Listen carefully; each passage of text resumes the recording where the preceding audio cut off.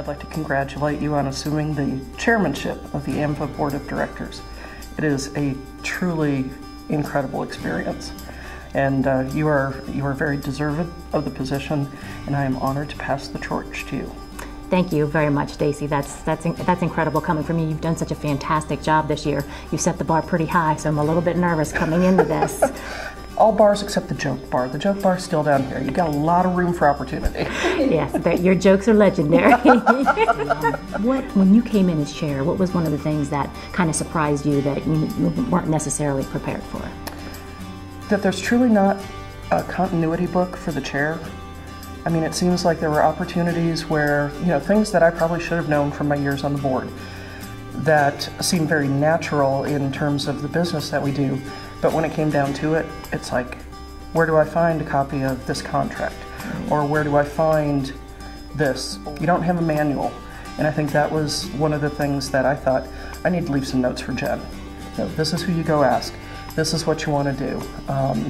Mike Robertson passed on some really good advice that at the time I thought was a little bit strange, a little bit funny. But for example, when it comes to travel, he got down to, you're going to get to a period where things are back to back. He said, seriously, pack 2 bags so that you come home, you drop one off with your family, you pick the other one up and you go. And I thought, oh, that's silly. Guess what? Yes. My first words of advice to you are, pack 2 bags. When I got the list from Neil of the requirements, just the travel requirements alone and the meetings that you're required to go to, I was a bit surprised. It is a heck of a commitment. It is a heck of a commitment, and it is so rewarding. I got to travel to places and meet people that I hadn't met during my years as administrator or years on the AAMVA board. It is incredible, but I would also encourage you, don't burn yourself out. The truth about the AAMVA family is they will step in and help you at any point that you may need.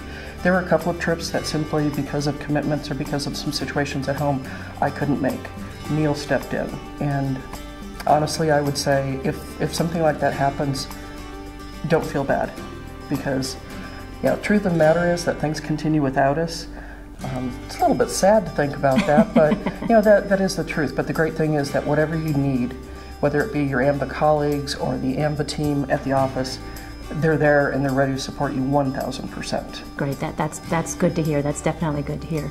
I am blessed in Delaware though, because I have a fantastic team, so I'm very confident leaving them in charge, and it's a good opportunity for them as well. Scott's really excited. I know, both Scots are excited. It makes me a little bit nervous. It's like, wow, when did she first leave? I'm like, guys, stand down, stand down. One of the things that I want to make a priority, as incoming chair, is kind of some leadership training, so the Scots of the world in our second level can actually, stay in our industry, because we really, really need that succession planning. Absolutely. So how would you suggest I go about kind of leaving that mark?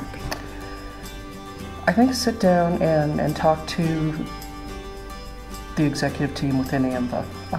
Neil's got some great ideas, Anita's got some great ideas, and she's got some great resourcing. I, at one point, was looking for some background on performance measures and succession management, and Anita had some great documents for me to use. I think it's also something that you aren't alone in wanting that. I think that the AAMVA board wants it, and I think our other jurisdictional colleagues want it. I would suggest that perhaps that be something that you center your year as chair around. How do we really look at talent management, talent acquisition, and succession planning? And why don't we work on a best practice that we can take back to the jurisdictions? Because it's true. I've been heartened by the registration numbers at all the events. All the regional conferences this year exceeded numbers. It sounds like we are going to break a record this year for international. I think it's fantastic because we're seeing a lot of new faces that we haven't seen. We need to bring those people into the fold. And keep them here. We need to keep them here. So how are we going to do that? How do we encourage them to get excited about the work that we're doing on the working groups, or the opportunities with NHTSA for research projects? I think that we probably need some more dialogue, we need some conversation, but as was evidenced in our board meeting today, we're never short on opportunities for communication and collaboration. Always something. Yeah, absolutely. So now what are you most proud of? I think it's been a wonderful year. I'm most proud that we got the state-to-state contract signed. That was definitely something that Mike Robertson put a lot of time and effort into. I wish for his sake it had been signed under his reign. I got the opportunity to complete it and sign it under mine. I would have liked to have seen the... I know what you're going to say. I would have liked to have seen the operating agreement with the Department of Justice signed on relative Nimvitas.